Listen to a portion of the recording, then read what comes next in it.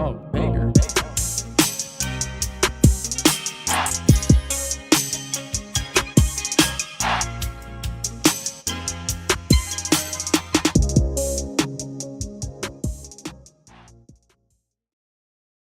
Welcome back to another episode with Fight Night Picks. As always, we're brought to you by SimBody. Vertiball is now SimBody. If you head on over to their website, simbody.com, you're going to get all the great products that you know and love, including the SimBody Vertiroller and the Vertiball that you have seen most likely here in studio. Look at that. Place it, lock it, attach it, Vertiball, all sorts of great stuff over there if you want to roll out those old tired muscles and you don't want to go with that old lacrosse ball. They're also coming out with that very new product that you can see right in front of you. And if I head on over to my cart, look at that. I've already got a Vertiball over there. Little bit of a deal right there. And if you hit the try for 60 days risk-free, use the promo code FNP and you're going to get 10% off your order. With that code FNP at simbody.com, you're really helping out another local company here in New Brunswick, Canada.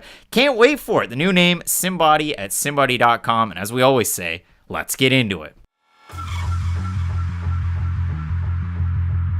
A last look at the big card. Be sure to head into the chat and have your say. Let's get into it and join in Fight Night Picks ? And just like that, we're back and we're set for Fight Night Picks. It's ? Kicks getting ready for UFC Fight Night. Albazi, and he's going to be taking on Kai Kara-France. As always, one half of your hosting duo, Craig Allen, Twitter and Instagram at Craig Allen FNP. With me to my left, to your right, respective socials, Matt Allen FNP. Matt, I said just before I turned the microphone on, this is going to hurt. And I think this is the first show I've ever actually worn a hat, so don't get used to that. But I am sore as can be. I went to stretch this morning on the couch, and I pulled a muscle or pinched a nerve or something, and it's bad. It's really bad. I even noticed my head's kind of... It is tilted. A little bit, but yeah, I can't help that. But what I can tell you about is the fact that we have a lot of big-time fights coming up this weekend. We have 1, 2, 3 fighters in on short notice, 2 of them from Tajikistan, so pretty exciting stuff right there. But a lot to look forward to. I mean, we've got Pick'em MMA over there in the chat. We got the Salmon. We've got Raymond Lucas, B-Rip, Prince Vegeta-son, as well as Da Reaper and Starsmith 77 Porter. Make sure you head into the chat. Let us know who you have throughout this card. If you can toss a like, it'll make my shoulder feel better. Probably not. But when we do look at it overall, I mean, I was excited about this card going into the week when we went to make the videos. I was excited jumping throughout the week when we had to update the videos. It's too bad that one of the better fights there did get canceled, I would say. Because personally, for me, Guro Kutateladze versus Jamie Mullarkey, although it wasn't the main event, that was one of the fights I was looking the most forward to because those are 2 guys who are very talented, but they've really struggled to break through. And you thought, okay, whoever's able to get a win in that matchup is finally going to go on and fight one of those bigger names next. Maybe a Bobby Green type, just someone who could get them into the rankings after that fight. I'm pretty down on it after we don't get that matchup. Hopefully Guram is able to come back because that was a great fight and a great matchup. And just to give a little bit more shine to this main event, you brought it up at the start of the week. We don't get flyweight main events that don't have titles on the line, guys. This does not happen very often. And heck, there have been Fox cards in the past headlined by Demetrius Johnson fighting for the title. And I'm really excited for this main event because Kai Kara-France is one of these fighters, so it doesn't matter who you put him in there with. He is a walking fight of the night no matter what. He can go a hard 5 rounds. He has great volume. He is that exciting fighter, and he's been up there and done a lot against some great fighters at this point. But for Amir Albazi, he's a guy who's trying to break through. He has looked great in his UFC tenure up until this point, but he needs a name like Kai Kara-France to really make an indent on UFC fans. Solo. I'm just trying to do my best, man. You know what? Let's throw it on over to a Fight of the Night screen. We cut it from the full card videos, but when you do consider it, I know kind of behind the scenes, we're talking about 2 fights that could be a possible Fight of the Night. You were writing up the descriptions. Malone Hart with the super chat. Much appreciated right there. MVP of the show. Thank you, Malone. And you hopefully really are the MVP. You were able to enjoy your weekend without the UFC, but you got it right now. And it's kind of crazy. Like, I see it up there, how many people are watching KSW. They have 50,000 people at their show right now. The UFC, I put it out on Twitter, will have 1,000 times less than that. They'll have about 50 fans in the Apex. And that just sucks. And Tim Eilid's family can't get tickets. So, yeah, sucks. But what I do know out of all of this, Matt, is we're excited about this fight. And I know it's supposed to be Guram Kutateladze. Out is Kutateladze. In is Mohammadjan Naimov. But if you go back and you look at Naimov fights, I thought that even in his loss on Contender Series, That was a little bit of a close fight. In his loss that he ended up having right after that, when he was taking on Olivier Murad, I actually thought that Naimov won that fight 3 rounds to 2, round 2, 3, and 4. But overall, Naimov gets a giant opportunity stepping up a weight class on short notice, and it should be noted right now out of the gate.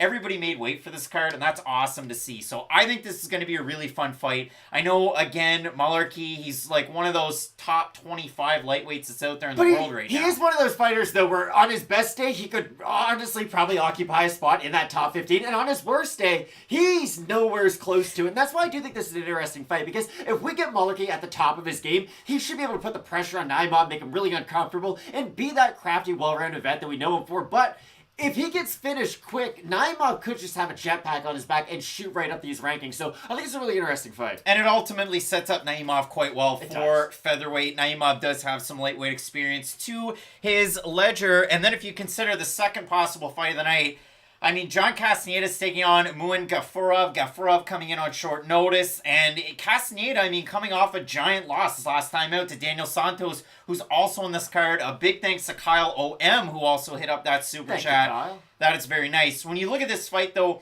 I mean, Muin Gafurov, he's a 2-time Combat Sambo world champ. He won one of his medals in the same tournament as Yaroslav Amosov, the big guy over with Bellator. And for Castaneda, he has wrestling experience, but Castaneda is a really well-rounded fighter, and I like to think that Muin Gafurov is a well-rounded fighter, though his strikes aren't as accurate or as volume-worthy as a guy like Castaneda. He really likes to throw everything into his strikes. And that's where this fight probably is going to be won and lost via just range finding. Because if Gafurov can get on the inside, utilize some of that offensive wrestling, because he has struggled defending takedowns in the past. Which is wild. It is kind of crazy. But I do think there is almost like an overconfidence in his own grappling. To where, okay, even if you take me down, we can just kind of scramble our ways out of it. This is a great test for him coming into the UFC, though, because Castaneda can have that fight of the night style. He's going to hit you quite a bit, even if you do end up beating him. And I just think it's a great test for any prospect who does seem to have a good level of hype coming into the UFC to fight a guy like Castaneda. And Castaneda originally getting ready for Mateus Mendonça, who is out of Shoot the Box. And Shoot the Box, a lot of fights on this card, some that fell out. Obviously, Alan Nascimento was supposed to be taking on Tim Elliott. In steps Victor Altamirano.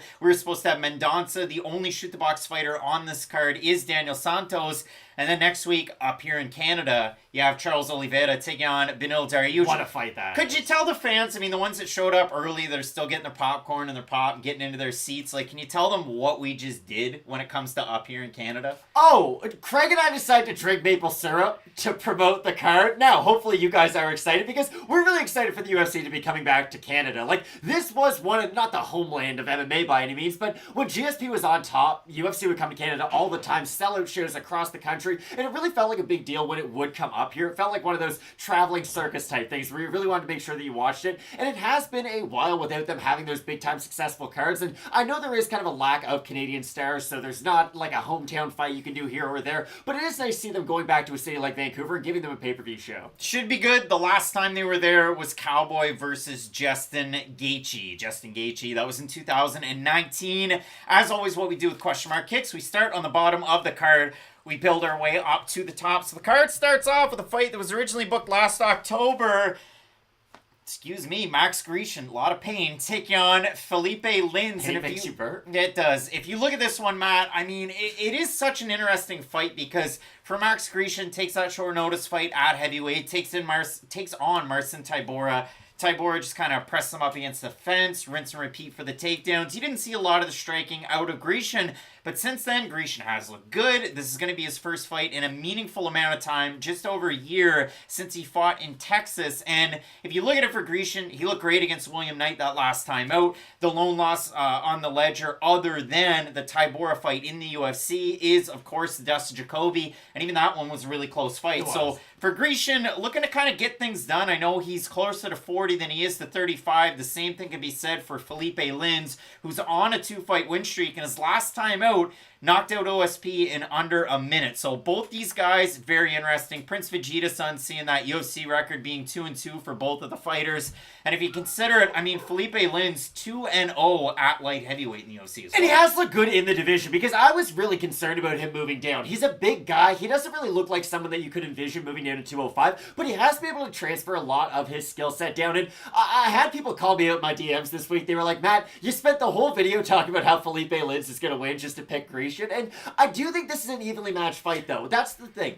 Lins, a lot of people I think are going to sell high on him, or at least buy high on him based on how he looked against OSP. But the thing that can get Lins caught is if he is throwing those looping strikes on the way in against a guy like Grishin. We've seen Grishin struggle against some guys with good pressure, but he throws those straight shots down the middle. And if he's able to land on Lins and really get his respect early on in the fight, I am kind of wondering what Lins is going to do from the outside. Yes, he will throw an outside kick. He does have a great ground game if he is able to get it there. I just think the range is going to be a little bit difficult for him in this fight. And if you do look at it for Philipe Lins, either he's all the way out, kind of waiting, figuring out a shot, just like a guy in Muin Gafurov who came in on short notice. And then he tries to throw his way in there. He'll double up on a jab, throw kind of like a hammer of a right hand. You saw him throw it out there really quick against OSP. That's what caught him, ended up causing him all the trouble to where he got finished. For Max Grishin, a lot of leg kicks, a lot of boxing combinations. And again, if you do look at it, the last time Max Grishin was finished was years ago with M1 Global. It was a title shot. And in that fight, he actually tapped the strikes against Kenny Garner. And the commentary team of Pat Miletich and one Canadian, Mauro Ranallo, they didn't know what was going on in that one. If you do have a look at the odds in the matchup between these two guys, Grishin is a slight favorite. If you have a look at Fight Night Picks for the total votes on our Instagram, because you can find us there in the stories every single week. Yeah, it actually was really, really close. And if you had to guess, what would you say it is? I'm going to say 55% Grishin. I don't 51% Grishin to 49% Philipe Lins. So I'm going to go with Max Grishin in the matchup. No switch of the pick throughout the week on this fight. But then if we have a look at the next fight, Matt, maybe there are some people that have thought about switching, because I see that this one's actually not as close as I thought it would be at Fight Night Picks. So we have Damon Blackshear, former CFFC champ, taking on the former Shuto Brazil champ, Luan Lacerda. And it has been noted that Lacerda, I guess, what would you say? I mean, he didn't fight outside of his weight class, but if the rankings of a weight class had a weight class, he definitely did. He made his debut against Cody Stamann, and it's not often that you see a fighter shot out of a cannon like Luan Lacerda. And the success that he had against Stamann, a lot of people thought that Lacerda had won 2 rounds of the 3, but ultimately Stamann gets the win, goes on to take on D Silva, and then ultimately loses to a Brazilian. So in this matchup, I know Blackshear, he had the draw. He looked really, really good in the first 2 rounds against a tricky fighter at a Factory X. And then his last time out, he didn't look as hot. But when you consider this one, I mean, it really is, it's the good boxing combinations to go in for the takedown from a guy like Damon Blackshear, now training at a KO zone in Florida. He's no longer with Jackson Wink. And then on the other side of the octagon, Nova União's Luan Lacerda. But he's not a striker out of Nova União. He is that black belt. I mean, it's black belt in my blood is the tattoo. And when he's ride or die. When he gets you down, yeah, it is a lot of leg lock attempts. It is a lot of tricky sweeps when he does get on his back. So this should be a big time fight. And that's why I do think it matters how much the level of striking of Lacerda has really risen in the past few months, because I was impressed by him, and I was overly critical of him, I do feel like, coming into the UFC, because I thought that he didn't have the strengths in his striking game that he was able to show against Stamann. Now, I'm not saying he's some world beater Jose Aldo on the feet, but he definitely has been able to grow that portion of his game throughout the majority of his career. Now, if he's able to get on top of Damon Blackshear, this fight should be very interesting, because he is great at jiu-jitsu. He can snatch a neck, get a leg, get an arm. He's going to threaten from multiple positions too. And what I like from Lacerda is he'll kind of threaten with one thing just to make you kind of pick the worst of the 2 evils. So get you thinking about the arm, you'll roll, give him your back, and the next thing you know, he's on your back. And that's why, for me, I slightly do favor Lacerda in the matchup, because if they do find themselves grappling in this fight, I just think he's going to end up in a little bit more positive than some of those grappling positions. And this is one of those ones where I took Blackshear in the debut, it didn't work out. I took Blackshear's last time out, and when you're taking on those Basharat brothers, it can be a bad time. And against Farid, he kind of came on strong as the fight waned down, which is the opposite of his fight that he had in the debut. But like, Youssef Zalal is one of those fighters. I know he went on a massive losing streak, but he's looked good since. And if you consider it for a guy like Blackshear, wins against Alon Cruz back in 2017, he beat Mateo Vogel when he was with CFFC. Blackshear's definitely faced a much higher level of competition than Luan Lacerda has. It's just, for Lacerda, he started to bring his hands up a little bit. With his boxing, he throws a lot of power into his strikes out of his fists, but he does like to paw those kicks out there quite a bit throughout the fight. So Lacerda actually is favored to get the win in the matchup. If you look at Fight Night picks for the total vote, 53% going with Damon Blackshear to get the win, and it seems like a lot of people here in the chat going with Blackshear. Chandler Witt saying Blackshear lost to Chris Mutino. That's not a good look. But yeah, I mean, he ended up making it to the UFC at a certain point. He strung together a lot of wins when he was CFFC champ. So I don't hold that against him. He also lost to Pat Sabatini, who's a pretty damn good fighter. And he went 1-1 against Tony Gravely as an amateur. So Damon Blackshear, definitely a good fighter, though he hasn't picked up a win in the UFC's octagon. And for me, I was really low on Lacerda coming into the UFC. He definitely made an impression against Stamen, but I will go with Luan Lacerda in the matchup, not switching the pick here. I've also got Lacerda. All right, Matt. So both of us with Lacerda in the matchup. Then we move on to Elise Reed taking on Jinh Frey, and this is one of those fights. I feel like we did a poor job of describing it because out of the gate, I actually had it written in my notes right here. I put, by and large, it's a clash of styles. And then I scratched it out, and you actually, obviously you didn't look at my notes, but you ran with the fact that it was a clash of styles. The reason why I got rid of it, I mean, Elise Reed isn't necessarily known for going takedowns. Her takedown defense has been tested in every single UFC fight. Every fight that we've seen her fight when she was on the regional scene as well, a champion at strawweight. But when I went back and looked at it, in my mind's eye, I thought Jinh Frey goes for more takedowns than she does. She doesn't. She usually just follows the same 1, 2, and then sometimes a kick, and it just rinse and repeat, rinse and repeat. I thought Frey was more of a grappler in my mind's eye than she was on the rewatch of the tape. This is why I still think it's a clash of styles. I think Elise Reed's going to win a lot of the moments on the feet and lose all the moments on the mat. So if Jinh Frey decides to fight this fight on the feet, she can very well go and do that.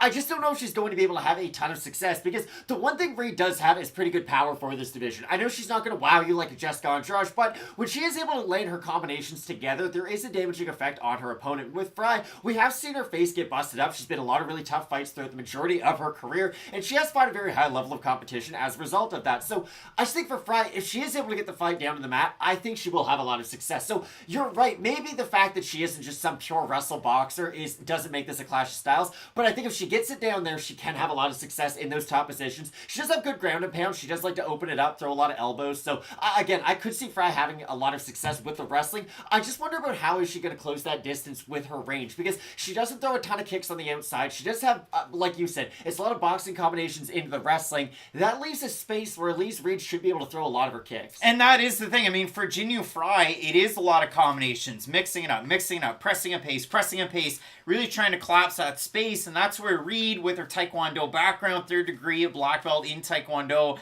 has owned her own gym since 25. I would bet that whoever is on the commentary team, I assume it's Brendan Fitzgerald, mentions that Elise Reed has owned a gym since she was 25. They do it every single time. But for Reed, if you do consider it, striking on the back foot, circling away, I do think Reed's going to be able to get it done. Frey was pushing a pace against Vianer last time out. That's what got her caught and ended up like actually getting knocked out terribly. But again, Frey has definitely fought the higher level competition. If it's Hamasaki, Seo Hee-ham, the stink bomb over there with Invicta, the couple fights with Mina Grusander, they definitely went Frey's way. 2 wins right there. 60% at Fight Night picks going with Elise Reed to get the win. So again, for me, I'm going to go with Reed, but it is a fight in the strawweight division, man. I've got Elise Reed. The loser is probably looking like Jeff Hardy in 2009 leaving Friday night. Jeff Hardy with AEW. I know I saw a picture of that on my Twitter this week. All right, so we have a look at this matchup. We have Daniel Santos taking on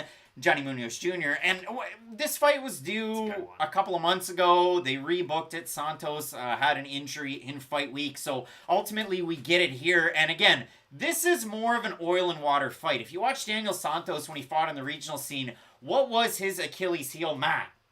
It was takedown defense. It was bad. And that's what caused him to lose fights. Now, is he aggressive, though? Santos is one of those guys that whether it's on the feet or the ground, he's really aggressive, but that over-aggressiveness is also what causes Santos to lose. So, in a matchup like this, Johnny Munoz Jr., he throws the kitchen sink, fusilli, like a little bit of spaghetti, any pasta, really. He throws a ton of stuff out there. His volume's high, his accuracy's quite low, and he's one of those guys that really peppers a lot out there to give you a different look. Now, Johnny Munoz, the thing about it is he's not a spectacular wrestler. I know he has that win over a good wrestler in Jamie Simmons where he submitted him, but Munoz usually waits for you to make a mistake, capitalizes on it, and then gets the submission. You saw that Munoz fight when he came into the UFC against Nate Maness. If there wasn't a cup shot, Munoz sort of won that UFC debut, like on incredibly short notice. So I really like Munoz. He is a really interesting fighter. Santos is one of those guys, like, apparently he's got an iron chin. His last time out against Castaneda, I don't know how Santos didn't get finished in the first round. Yeah.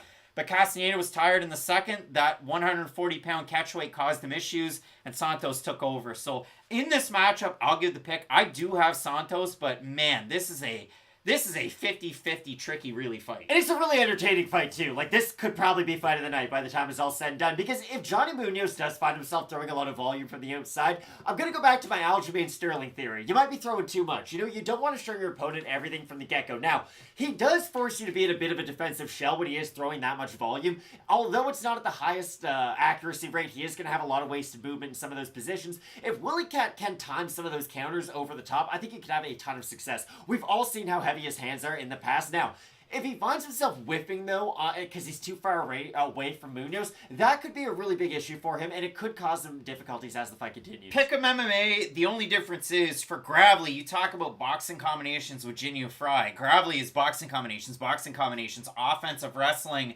and when Munoz went for that takedown attempt, Gravely met him halfway with the uppercut, and that's what ended up knocking out Munoz Jr. When you look at a guy like Santos, a lot of spin attacks, like a Muin Gafurov, who's later on the card, and I do like Santos here. So if we do look at it, at Fight Night Picks for the total votes on this one, it is 64% that are going with Santos, 36% going with Johnny Munoz. Night Force saying all in on the hype job. Who's the hype job? I've never heard a single person hyping up either one of these fighters. Can you imagine going to the gas station and being like, hey, you catch that Daniel Santos fight? They look at you and say, who the F is that? No. Hey, Johnny Munoz, you like Brazilian Jiu-Jitsu black belts that get it done before they're 20? But I like Daniel Santos in the matchup. All right, Matt, both of us going with Santos. Armin saying, last vid you said you were watching the UFC ladies fight in Dorval, Quebec. Were you at the airport? You're darn tootin'. I was at the airport that Saturday night. Good call. Matt, next fight, Andrei Arlovski's taking on Don'Tale Mayes. I hate this fight. Armin will like it. I ate Bustan that night. That was back when? February? In this one, Andrei Arlovski, Don'Tale Mayes. Andrei gifted President Dana White with another fusil. That was weird, but I did see that video. Every time Andrei comes out to Vegas, he brings me a gun. Oh, cool. Arlovski, the hotness at 265 pounds back in 2004, 2005. Do you think he just, like, awkwardly accepted the first, and then Andrei was like, he really loved that gift. I have to keep on doing it? Hard to say. Jonathan, the fact that they thought Fluffy was going to have an issue versus Shabazian is a joke. Jonathan, just like your Phils, you're wrong. I didn't say that. And we both ended up taking Fluffy, so nice clap back. But if you do look at this fight, Matt, I mean, Don'Tale Mayes, judo pedigree, boxing in his back pocket, those are kind of the two things that you're going to see out of him. And if you look at it for a guy like Arlovski, it's pepper, pepper, pepper, pepper. Do tigers like pepper? For Andrei Arlovski, it's just every fight he has every fight he's had in the last 10 years has basically been the same. Can he out-volume his opponent? Because he doesn't really have the crippling power he once had earlier on in his UFC career. Now, it really, after his second kind of time coming over, fighting Brendan Schaub and all them, his crazy fight against Travis Brown, that was by knockout. But for the most part, he has been much more of a decision fighter in this stage of his career. And it is wild that at 44 years old, he can still have a certain level of success fighting in this style. He's going to throw the leg kick, throw a lot of volume from the outside, try to jab. He likes moving backwards a little bit too much, though. That's the one thing that you always hate watching in an Arlovski fight, because he'll throw a lot in terms of volume. And then he'll just kind of wait on the back foot for a second, do a lot of wasted movement with his hands. If Mays does move forward and land a big shot on one of those in-betweens, he could easily end the fight. I just think Arlovski's the more skilled out of the two. Nobody saw me catch my phone right there, but that was wild. If you do look at it with Andrei Arlovski, we kind of touched on it earlier on in the week, the run that he's gone on since about 2020. So he beats Philipe Lins, Tanner Boser, Chase Sherman, Carlos Felipe, Jared Van Der, Jake Collier. We're going to play a game. Who is Don'Tale Mayes better than? Is Don'Tale Mayes better than Philipe Lins at 265? These are really Do hard. it quick. Yeah, quick. I'll say yeah. Is he better than Tanner Boser? Probably not. Is he better than Chase Sherman? Quick. If I'm asking that, it's not great. Is he better than Carlos Felipe? You like Carlos Felipe too much. Take not the really. bias out. They're bad. Is he better than Jared Van Der? Nah. Is he better than Jake Collier? No, I don't think he is. Okay, Clay answered it way quicker than you, saying none of them. So that was the game. You went one by one. He had the honor of saying all of them. I could have said all of them. To me, Don'Tale Mayes, the trouble I have with him, look at his fight against Roque Martinez as an example of where he wins. It was a close fight, but when Don'Tale pressures and then he gets his opponent up against the cage, he really cuts off and stifles their offense. And Andrei Arlovski, from what I've seen from 2020 until now, hasn't shown me much behind that black line of the UFC's apex. I know he's won all of these fights. But who's won a fight by cage control? But it's been the majority at distance. I like Don'Tale Mayes in the matchup. It has nothing to do with the age. The age of these two guys doesn't mean anything. Andrei Arlovski's won all these fights after 40. So using age as the example is a poor way to go about it. 68% of the fans have Andrei Arlovski to get the win. But for me, I do have Don'Tale Mayes, and I think this might be the fight where we actually see the takedowns come into play for Mayes. I disagree. I just think Andrei Arlovski's fought a lot of really good grapplers, and none of them have been able to go out there and just like have dominant success with the wrestling. So I think for Arlovski, if he gets hit by a big shot, he gets hit by a big shot. I think we are going to see a lot of that pitter-patter from the outside. It won't make for an aesthetically pleasing fight, but I do think it'll make for an Andrei Arlovski decision. All right, we move into the next matchup, and finally it's a possible fight of the night. John Castaneda is taking on Muin Gafurov. If you toss a like, I would appreciate it. Matt would appreciate it. John Castaneda, Muin Gafurov. When you do consider this matchup, I mean, for Gafurov, you look at those losses that he had in one championship to John Lineker and Reese McLaren and Kevin Bellingon. McLaren got a title shot after beating a 19-year-old Gafurov. Muin Gafurov's fought some really good guys. Bellingon was coming off of a title shot loss against Brazilian-Canadian Bibiano Fernandes, which he didn't win, but he beat Muin Gafurov. And the other loss was John Lineker coming off the Corey Sandhagen loss in the UFC, which was kind of a close fight. It was kind of a wild fight. And then John Lineker beat Muin Gafurov quite badly. Now, Gafurov over there with 3 wins in a row. If you do consider it for Gafurov, recently he becomes the LFA champ, and now he gets this opportunity replacing Mateus Mendonça on 10 days' notice. So if you consider it, Mendonça is a shoot-the-box guy to his core. He is blood and guts, move forward, give one to take one, and he just picked up his first loss, which was in the UFC, but Mendonça is one tough customer. Gafurov, 2-time Combat Sambo world champ at a very young age. He's parlayed that into such a successful MMA career. And even at 27, he's not a prospect with 18 wins and 4 losses. I know he did lose to Chad Anheliger back on Dana White's Contender Series. A really tricky one. Bub Collins, random. Have y'all seen The Wire? Smash that like. I have not. I've never seen The Wire. Sorry. Yeah. I'm not, like, the hot told it's TV great. shows, I don't watch them. Wow, you're so cool and hip, Craig. I don't know what to tell you. But when it does come down to this one, Matt, Gafurov, takedown defense, not that great. Takedown offense, gets it done sometimes. Likes to go for the leg lock to create the scramble. Has no leg lock submissions in his MMA career. So you don't really have to worry about it, but it is how he gets back up to his feet. And then you get back to the striking. Gafurov... You do have to worry about it, though, because if you make one wrong move in that position, you miss 9 to 12 months of your career. So I do think you still have to respect it. Because that was a big point that you had brought up, and I do disagree, because Roman Dolidze does it, too. Like, we have seen grapplers go heel hook heavy on the bottom position. But he gets them done. But the whole point is, it's enough of a threat to just outget your... It's enough of a threat to get out of that poor position is what I'm trying to say. And yes, you're right. He has been able to secure more, but I still think that one position is dangerous enough to where you have to give it the respect no matter who the fighter is going for it. With Gafurov, the thing I'm concerned about with, and even though I picked him in this fight, is with the short nature of it, he likes to go for a lot of big actions. And if he is missing a lot of those really big actions, I worry about what version of him we are going to get in that 7th, 8th, and 9th minute, because there is going to be a bit of a seesaw effect in this fight. I think there's one version where if he just goes out there and if he's really aggressive, looks for the takedown early, he might be able to go in there and look incredible, get a finished win. But if he has that kind of a game plan and he's not able to get that finished win, and the cardio is somewhat lacking because of the short notice nature of the fight, I'm a little bit concerned about what we're going to get from Gafurov after that initial burst. And it was great to see, again, that everybody made weight, even though this one was on short notice. But this should be a very, very fun fight. I mean, if you look at the striking between these two guys, Gafurov, it's a lot of spins, it's a lot of big action. He'll throw his left as a straight, he'll throw it as a hook, but he also throws a hammer of a right hand out there to close the distance. You saw his last time out there, that spinning heel kick to the liver from about this far apart. It was wild to see that was the finishing move, but a really good job for him.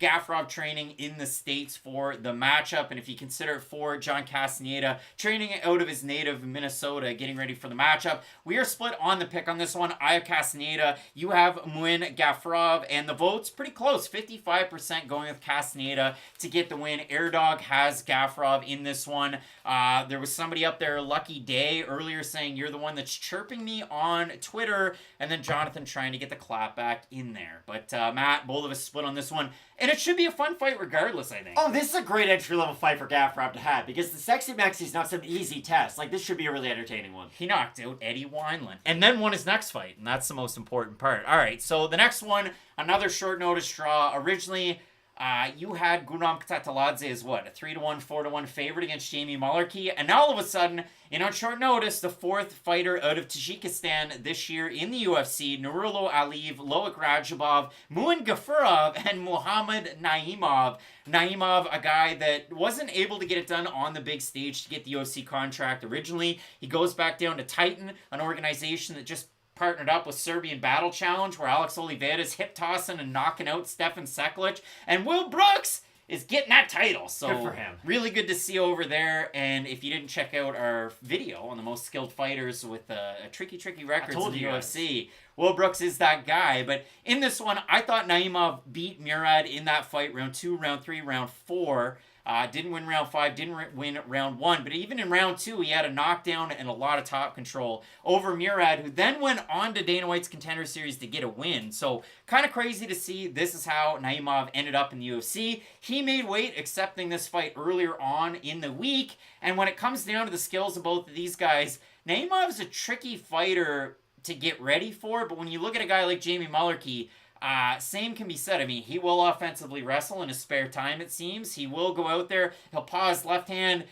If he hits you with a right, it's going to hurt. If Jamie gets hit with a right, it's also going to hurt. Well, Jamie Mullarkey's like Julian Erosa. He's the hardest but easiest UFC debut you could ever have. Because if he is able to get past that initial flurry, if he's able to make the fight ugly and really wear on you, it's going to be absolute hell those last 5 minutes. Like, they can really put a pressure on you and have surprising punching power. But the flip side is, like you bring up, if you hit Jamie Mullarkey, he will fall down. Like, he does not have this insane level of durability. If he did, he'd probably occupy a position in the division like Justin Gaethje, because that really is what Mullarkey likes to do. He wants to get in there, hit you with that big right hand. He does have good combinations when he is able to let them flow. Not the greatest of kickers. Like, he will throw a body kick, he'll throw a leg kick, but there's not the craziest level of dexterity in his hips, so they are a little bit slow, and I do think that's where he gets caught. It's on a lot of the read chambers. Mullarkey's throwing, pulling back, and while he's pulling back, he's just staying his feet in place for that half second too long, and he is getting cracked by big shots as a result. So I am picking Jamie Mullarkey because of how talented of a fighter he is and how many difficult fights he's been able to work through.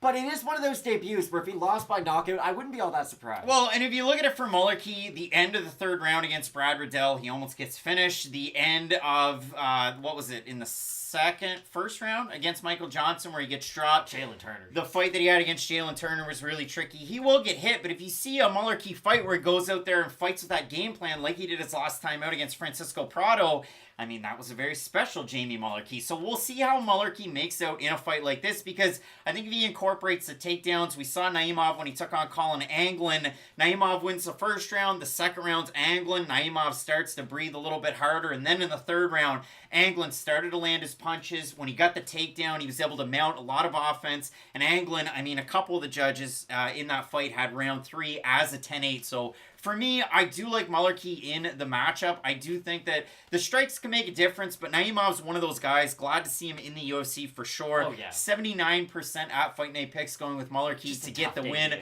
Cool Banana Boy wants to see 100 likes. That would be much appreciated. 3 more. But this should be a fun fight, as we had said. So I think it's going to be a good one. And even Naimov, his next fight after he started to slow down against Anglin, that Murad fight, a big-time start to the third round in that. So should be a fun one in this matchup. The next fight, Matt's guy, Elizeu Zaleski dos Santos. I told you guys. I said when we made that original video, he shaved the beard, he shaved the hair, he looks like a new man. And sure enough, he looked like a new man on the scale. He did. So Elizeu Zaleski dos Santos taking on Abubakar Nurmagomedov. The last time we saw Nurmagomedov out there, he was taking on Gadzhi Omargadriev, and in that one, he was able to keep pace throughout all 3 rounds, get the win out there against a tricky fellow grappler and ground fighter in Omargadriev. But if you look at it for Abubakar, he's definitely progressed with his hands. I wouldn't just look at that Jared Gooden fight as one. It's a good sample size, though. But it really is. So this is going to be one of those fights for Dos Santos. Can he pop back up if he gets taken down? Can he punish Nurmagomedov enough on the feet? For Nurmagomedov, can he keep it steady for all 3 rounds, as I said? I hope this fight isn't terrible, but there's a really good chance it could be. Please allow me to explain. I love watching Elizeu Zaleski dos Santos fight. He's just one of those guys who, outside of the rankings, but you always felt like, hey, if he could string together 2 or 3 good wins, he could beat anybody who has a number next to their name. And he has lost a decent portion of his athleticism, I would say, at this stage of his career, just because at one point he was so fast on his feet. He did those like hip shifts where he was going for those crazy capoeira kicks. The Sean Strickland knockout is absolutely insane, and we all know how good of a fighter Sean Strickland is. But for Dos Santos, he can get caught in a mirror, especially if he's caught on the outside and he's not having a lot of success with that overhand right. He closes distance with that overhand right. It's more of a right cross than an overhand. But whatever, it's a big right shot, and he will duck in and throw the overhand because he likes shifting that with his left reverse kick. That's why he likes the overhand. But you're right, he'll throw the right hook too. My point is, if he can't reach you with that right hook, the kicks aren't always the most accurate, and that's the thing. The kicks are great when they land, but he will have a lot of spinning back kicks, kicks to the body, kicks to the head. And if Nurmagomedov is just on the outside, waiting, I could find where Dos Santos is slowing down just a little bit, and that's when Nurmagomedov goes for takedowns. Because maybe Abubakar doesn't go for a lot of takedowns early on, because Dos Santos is able to defend them when he's able to get his base up against the fence. He's pretty good takedown defense-wise. I mean, consider it for Abubakar Nurmagomedov at Fight Night Picks in this one. 68% of the fans going with him to get the win, and he's been a massive favorite throughout his career. If you do have a look at it in this fight, I mean, Zaleski is a slight underdog in the matchup, really, and Nurmagomedov coming in as a slight favorite, -120, -134. Nurmagomedov. So when I look at this fight, I mean, Nurmagomedov can certainly go out there, fight behind the game plan, go out there, get the win against a guy like Dos Santos, coming off an extended layoff. He's supposed to fight. Is he released? I mean, UFC Roster Watch threw up the X against Munir Lazez's name today on Twitter. Zaleski was supposed to fight him last spring.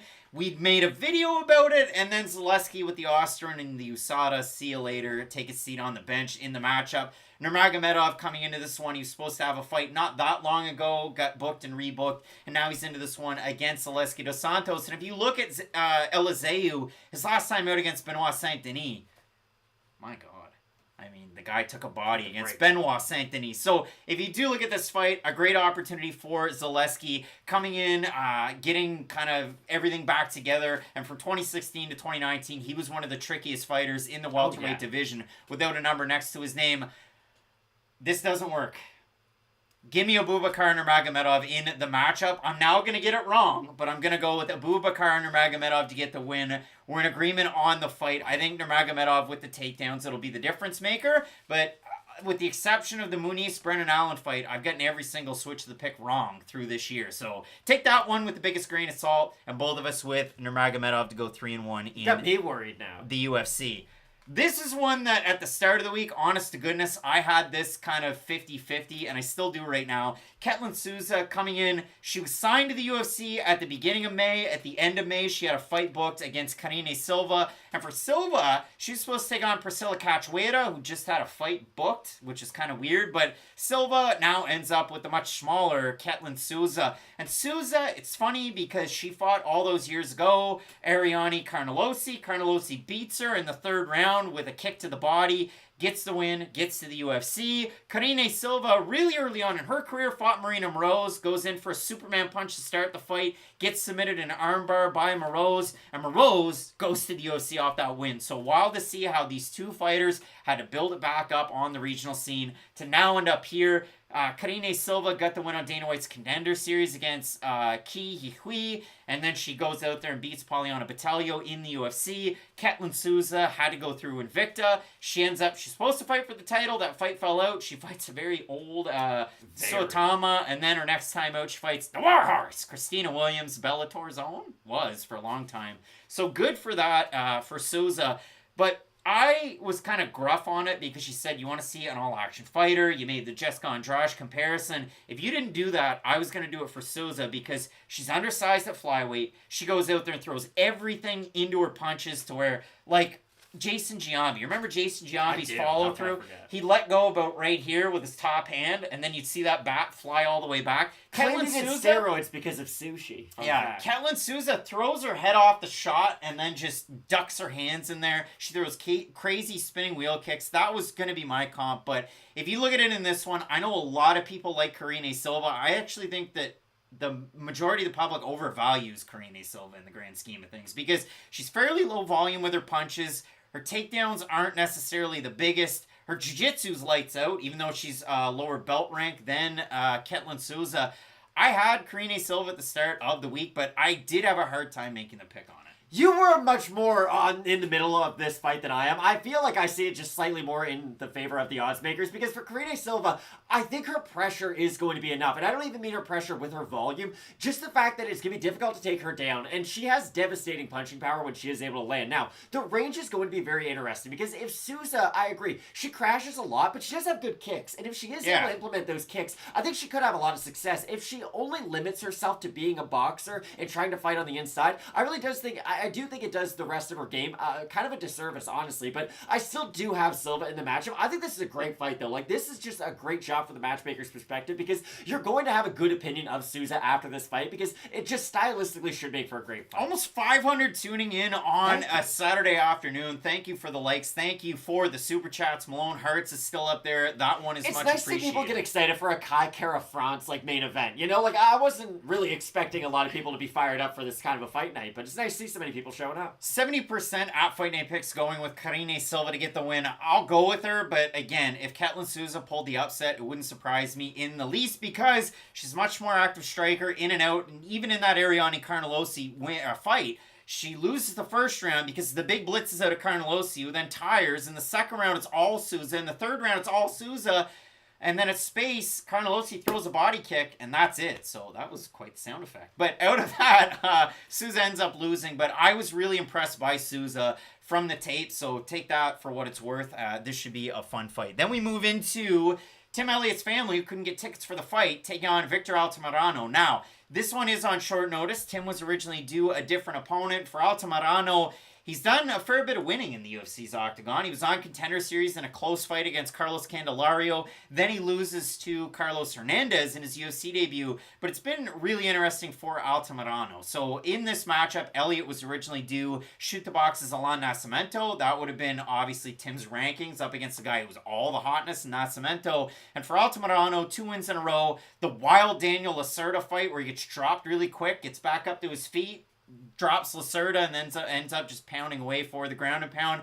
And Altamirano's last time out, he beats Vinicius Salvador in a bit of a back and forth type of fight. So this should be a fun one because for Altamirano, really long takedown attempts when he goes for him. He's a very, very interesting striker on the outside, and obviously we know the awkwardness out of Tim Elliott. And I know out there on Twitter, I threw it out there, the fact that Elliott training with the Brennans, Chris Brennan, Lucas Brennan. I mean, Lucas now Bellator's own. Chris fought some big names back in his day. He's obviously his father and son. That's the lineage. But they're both like specialized ground fighters. So I'm eager to see what the plan is out of Tim Elliott because, as I said at the start of the week, like springboard, more like ironing board. When Tim Elliott gets hit, the hands drop, and then he kind of springs up, and it's all kinds of tricky out there. And that's why it does come down to what style of a fight is Tim Elliott going to fight with. Because if he is going for his own wrestling, I think he can have success. The thing about Elliott is, he is a great grappler after it gets by sort of the initial takedown attempt. Once you do start to scramble, once you get into those longer engagements on the mat,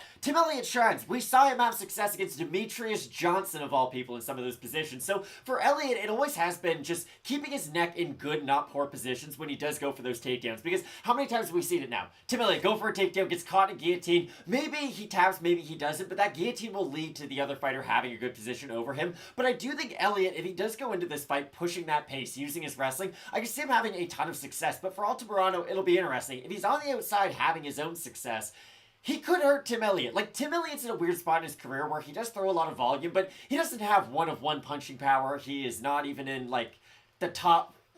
I don't want to... He's got kind of pillow fists, for being honest. Like, Tim Elliott's not some hellacious puncher on the outside. I think he can have success, but normally his boxing success comes from the success he has into his takedowns. Use the word success too many times right there. But I do have Tim Elliott in this matchup. But like you mentioned, if you beat Tim Elliott, great things normally do happen to you. I believe, yeah, you had Tim Elliott at the start of the week, but you talk quite highly of Victor Altamirano. I think he can hurt Elliott on the outside. He's definitely a very interesting striker from the outside. Altamirano, the underdog. Timothy Elliott is favored in the matchup. If you look at Fight Night picks for the total votes on this one, 58% with Tim Elliott, and it could cause some issues. Obviously, the outside drama going into this fight, the fact that he has switched camps, so it will be interesting to see what we get out of him. Dixon Sider tuning in and getting to catch it live. 23 Break hitting us up with the super chat. And then we also had Donnie Dimes earlier saying that he was tuning in as well, so it is much appreciated.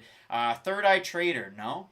I took an ibuprofen and an energy drink because the side of my neck and my shoulder, they're a sore. All right, Matt. On short notice, Thursday evening, Jesse Butler going to be taking on Jim Miller, replacing Jared Gordon. Jared Gordon, weighing 193, getting ready for it. Recent mild concussion. The UFC said no, but wouldn't you have thought they watched that fight against Bobby Green? I think they just looked at the no contest and said, oh, move along. Let's book this fight. But when it does come down to this one, Matt, Jim Miller, all-time UFC wins leader, all-time UFC fight leader. Somebody threw it out there in the comments this week. He's got the most losses.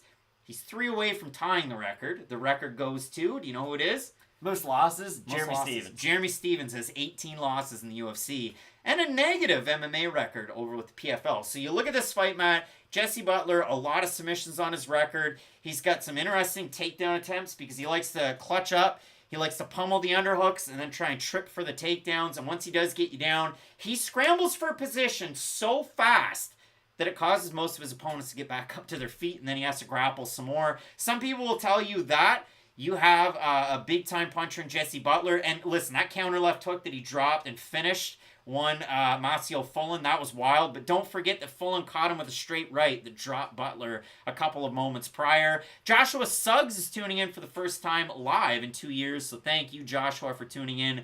But Matt, Butler, short notice, made the weight, coming in on Thursday of notice. Really nice to see him make weight. Up at lightweight. I could see him having some trouble with Jim Miller's sidewinding striking.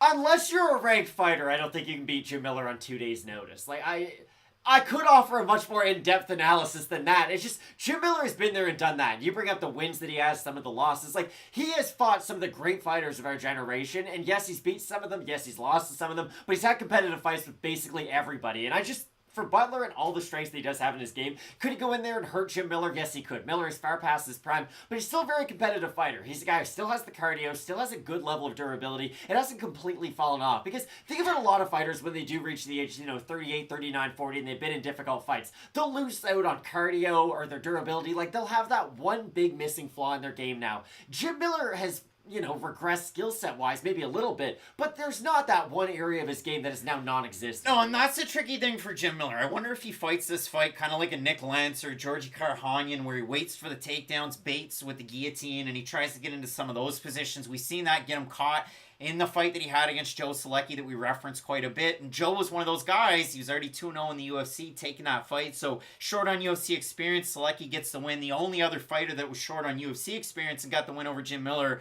was Benson Henderson on his run for the title. So it'll be interesting to see. He was the WEC champ, so it's a little different. It is. And Night Force saying Butler is no Marcus McGee. That's the guy who came in on short notice and rolled in his UFC debut. I'll be interested to see what version of Miller that we get in this, more so than Butler, because Butler comes out hot in the first round. He really does, and he's one of those guys that I think he's got a great shot in the first round, and then after that it might wane a little bit, so we'll see how it goes. Jim obviously struggled with the pace and the pressure of Alexander Hernandez's last time out. At Fight Night Picks for the total votes on this one, I don't necessarily think apparently, Instagram decided that we didn't need that one, so they hit it. But I do have Jim Miller in the matchup. I think, again, that southpaw sidewinder stance, he's definitely added a lot more plant and throw to his game. We saw that in his fight against Eric Gonzalez and Nicholas Mata. I think he'll be there for the counters. Clay Guida. And I've seen Jesse Butler kind of struggle with some of those counters on the feet against other fighters. And Butler, if you want to see one big thing out of him, I bet that he comes out in this fight and throws a ton of kicks. And then once he stops kicking the leg, he'll come up to the body and usually leaves it up there a second too long. And the next fighter just grabs it and throws him off. And we have seen him, his last loss, which was against Wright, he lost all 3 rounds because Butler got held down and tried to play jiu-jitsu against a better wrestler. So I have seen Butler struggle in those positions, but I definitely think he's a good fighter, and he's finally getting his due at 31 here. Still get A10. I don't like the nickname A10. Jim Miller was one of the great non-nickname fighters, I felt like, for the majority of his career, and then he ruined it. Matt, Alex Caceres, you've got Bruce Leroy. That's a good one. That's a good one. What about the Pit? I don't like that one. Daniel Pineda taking on Alex Caceres. Grainy sand. Yeah, we differed on this one in terms of the pick for the matchup. Daniel Pineda, every single one of his wins are by finish. That's hard to do when you have that many wins. This is what I'm basing my prediction on. How long can Alex Caceres not make a, DEFCON 5 career-altering mistake? You know, because he's the way better fighter on the outside. He's the much more dynamic striker. He implements his kicks much more. We all know Alex Caceres at this point in his career. I compared him a little bit to an Angela Hill, just in terms of we have watched the majority of his career on the UFC stage. He entered the UFC at such a young age. We've really never given him the proper time to progress. It's always been, hey, big fight after big fight after big fight. Now, I do think he has fought in a more Alex Caceres type way, and I know that's a weird thing to say just because of how unorthodox he can be. He's a guy who can do well sometimes offensively grappling and then just look like a complete fish out of water other times on the mat. But I do think his skill set on the feet, and especially with his long distance striking, is going to be enough to A, avoid that takedown, which is going to be the big thing in this fight, and B, pepper up Daniel Pineda enough to where he's not going to be as committed to the takedown. Because we talked about Alex Caceres not that long ago in our Charles Jourdain Crone Gracie video, and we said, hey, Alex Caceres, Crone Gracie, closed the distance, pulled him down, pulled him bodyweight takedown, and submitted Alex Caceres. When you look at a guy like Daniel Pineda, and I see you there in the MMA locker room, shouting in all caps, you're only here to get the comment read out by me, but when you do look at this one, Daniel Pineda, he showed an increase in the gas tank after a long time away in his second round against Tucker Lutz, where he ended up getting the finish. He obviously struggled against Cub Swanson in that fight as the first round progressed. He was done at the end of the first round. He came out for the second. He got finished. But when I looked at this one and I went down through it, I know I touched on it at the start of the week. Alex Caceres in the knockdown rate, it's 5-4 and 5 against, and he's gotten knocked down in the first round. 5 times. All of those knockdowns are in the first round. Because Caceres kind of takes a wait-and-see approach to some of these first rounds. And he can struggle with the takedown defense. He struggles with the knockdowns. But when he gets to the second round, he's found himself into the fight. Now, his last fight is kind of the opposite of that, where he lands that crazy head kick knockout against Julian Erosa.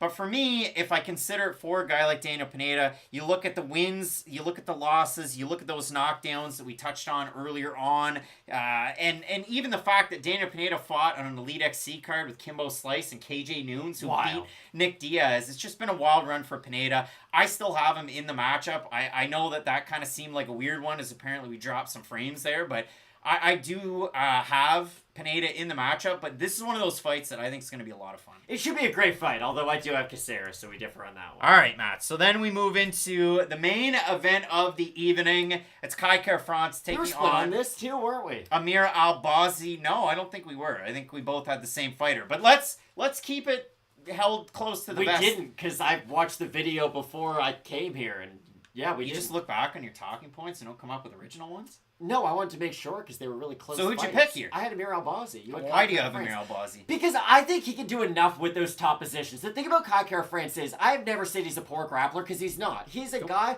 who will give up the takedown but be very squirrely in that bottom position and have a lot of success getting back up to his feet. What I really like about Kai is he has a lot of success, or he probably has more success against grapplers than you would think, right? What Kai's really good at is the Ally Quinta effect. If you're a really good wrestler who is somewhat limited on the feet, Kai Kara-France is your freaking nightmare because he's going to be able to defend your takedowns, force you to become that limited striker on the feet. We all know how good his combinations are, how good the hand speed and the power is. I just think Amir Albazi is going to be able to hold him down if he is able to get him down in those positions. I'll be curious to see how the 5 rounds is going to affect both guys. Amir Albazi hasn't given me any massive concerns so far throughout his career, and what I do like about him is he's not a guy who's going to waste a lot of positions once he is able to secure that takedown. He is a strong guy for the weight class. He's very heavy, but again, every positive I can bring up for Amir Albazi, Kai Kara-France has not only kind of passed that skill check, but he has fought the much higher level of competition. And that's the scary thing when you just said Amir Albazi fought the higher level competition? Sorry, Kai Kara-France has fought the much higher level of competition. Like I said before, like he's kind of reached the level now to where, hey, he's fought everybody who's ranked.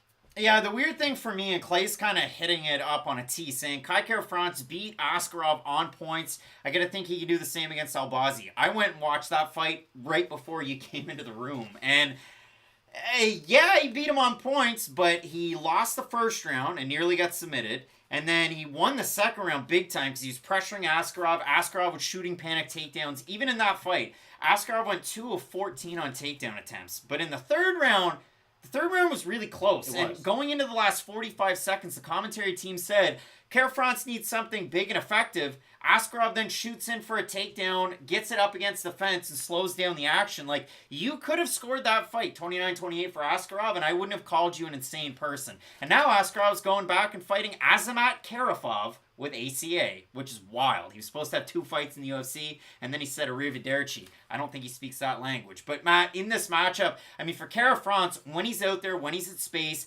he was either up 2018 or 1919 or down 2018 against Brandon Moreno going into the third round. Success, though. It could have been anything because that's how all 3 judges scored it differently. But he did get kicked to the body. He did get finished. If you look at it for Kara-France in the UFC, 7-3. You look at the losses, 2 to Moreno and 1, which is one of those wild fight of the nights against Brandon Royval. Oh my goodness. Where he ends up getting submitted. It's tricky for a guy like Kai Kara-France, but having a Hickman brother in the corner, getting ready for the wrestling, I'm eager to see out of Kara-France if we see another one of those really low stances, even though, and this, I mean this in no disrespect, he's a shorter guy at 5'4", but he still crouches his base, and then when he does crouch his base against a lot of these grapplers, it eliminates his kick for the most part because he's so worried about kicking to the body, which is a big part of Kai Kara-France's game, that he just goes out there with the hands. And we saw that proven effective against Cody Garbrandt. But Cody at 125, though, I think there's a reasonable amount of question. It's tricky to say how it's going to go. Southpaw picks, the best part about that is the fact that I used to have hair down to my shoulders and nobody said anything. So you're a turkey for watching this video. Buddy, yeah, you watch me. I don't know.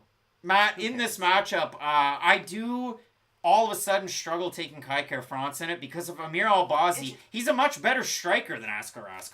But would you agree with me, though? The thing that I don't like about Kai Kara-France in this is not the fact that he can't get up. He is good at getting up. He's really good at getting up. It's just he does get taken down initially. And if you do give up that initial kind of breach in your dam, if you will, to a guy like Amir Albazi, you're just giving him more and more opportunities to fish for submission, to be heavy in that top position. And he does have a wearing kind of game, and Kai does like to use a lot of activity on his bottom position. So we could see Kai kind of tire himself out going forward, trying to get back up to his feet. And that's why I do like Amir Albazi in this matchup. But again, this is a big step up in competition. This is one of those, as we look to our right, Anthony Smith up to Volkanovski, we're like, 10-5. Because I really do think highly of the skill set of Kai Kara-France. I think he's a very skilled fighter. I just think this is a difficult one for him. Yeah, that's exactly like that fight because Volkan Oezdemir was coming off a title shot, and you have Kai Kara-France is coming off a title shot too. Southpaw picks gave it the old, no, I'm just kidding, because that's what bullies do when they get called out. No, I'm just kidding, bro. Who cares, Craig?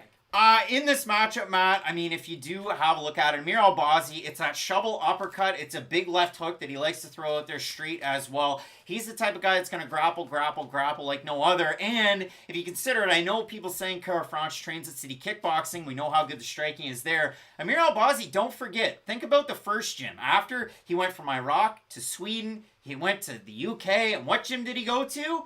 London Shoot Fighters, and there's a ton of great strikers there. MVP is the example that I use all the time, but a lot of really good strikers. So in the matchup, I'm switching the pick. I'm going to go with Amir Albazi and not Kai Kara-France in this one, although it is a struggle of one, and every time I switch picks, I get them wrong. So Matt, when we do have a look up and down through this card, I mean, 500 tuned in right now. The likes are definitely appreciated. We really do like that. Very nice. But as you know, we go up and down through this one more time for your benefit at the end. We'll do it very, very quick. And that's not the first fight. This is Max Grishin taking on Philipe Lins. I have Max Grishin. So do I. All right, Matt. Max Grishin. The next one, Lacerda taking on Blackshear. I'm going to go with Lacerda. I've also got Lacerda. All right, the next matchup, Jinh Frey and Elise Reed. I've got Elise Reed. I've also got Reed. All right, Matt. The next matchup, Santos taking on Johnny Munoz Jr. I'm going to go with Santos. I'm also going to go with Santos, but this could be fight of the night. I really do think that. All right, Andrei Arlovski taking on Don'Tale Mayes. This feels bad, but I've got Don'Tale Mayes. You know what feels worse? Picking Andrei Arlovski at 44. Matt, how old are you? 24. For the benefit of the show, Andrei Arlovski could be your father. Could be. 44-year-old man. Still doing it. We're split on that pick. John Castaneda, Muin, Gafurov. It wouldn't surprise me, honestly, even though it's on 10 days' notice that Gafurov won this fight. But I do have John Castaneda here. I've got Gafurov. I do think he's going to be a good prospect in the UFC. Muhammad or Muhammad John, as they've had on different promotions, but on Contender Series and on UFC Stats, I have him as Muhammad Naimov. Taking on Jamie Mullarkey, I will go with Mullarkey, but man, watch the right hands on both these guys. Oh yeah, Mullarkey's a guy who he's going to get into a fight of the night, and you're going to worry about it from the second he tries to have that kind of a style. I think it's going to make for a very entertaining fight, but he could get clipped in the opening minute or two. I do have Mullarkey, even though I think we've risen like 15 red flags. Zaleski taking on Nurmagomedov. Give me Nurmagomedov. I like Abubakar in this one. All right, then we have in our next matchup, Silva versus Souza. Souza is tricky. I have Silva, but I don't love it. And the tricky part about it is, too, Karine Silva, every single one of her 15 wins is by finish. So that's kind of wild. Pretty baller. Especially at women's flyweight. I've got Silva in the matchup. All right, Matt. Then in our next matchup, Elliott versus Altamirano. Give me Elliott here. I like Tim Elliott in this one, but I wouldn't be surprised if this was just kind of the end of Tim Elliott being a ranked fighter, you know? Like, if he just lost this fight, it wouldn't be all that surprising, but I do think he'll be able to get it done. Next one, Jim Miller taking on Jesse Butler. I've got Jim Miller in this I have Jim Miller in this matchup. All right, then in the co-main event, Caceres Pineda. Give me Pineda, the pit. I like Bruce Leroy in this, but he could get submitted at any point. All right, and then in the main event, both of us going with Sweden and Iraq's own, the Prince Amir Albazi. I think it's going to be a really fun fight in the main event. I was kind of on both sides the whole time, but yeah, going with Albazi in this one. I like Albazi in this one. It'll be interesting to see who they try to match him up with next, because Kai does occupy a very high position in this division, not only with his ranking, but just kind of in the court of public opinion, if you will. So if Amir Albazi is able to get the win, this is a huge step up for him in his career. You're going to see this hat in the intro to UFC 289, but I'm not wearing it. There's a lot of Canadianity involved with that card. The first time back since 2019. It kicks off in Vancouver next weekend. Mike Malot's on the card. Jasmine Jazavizius on the card. Diana Belbizia's on the card. Kyle Nelson's on the card. They train together. There's a lot of fighters out of Canada. Marc-Andre Barrio included. I think I hit on all the Canadians and adopted Canadians that are on that one. So enjoy that one for what it is worth. I think it's going to be a fun one. It's not the biggest pay-per-view card, but it should be something nonetheless. We're glad to see the UFC's back and showing a commitment to Canada. So looking forward to that one. It should be a fun fight night card coming up this weekend between Cara France and Albazi. And I know you're really looking forward to the fights that are coming ahead because there's no weeks off until like the end of the summer. Wild. It is wild. You're going to make sure to tune in for that card. That one's going to be coming out Monday. You're going to want to keep it locked in with Fight Night Picks, as we always say. Let's get into it.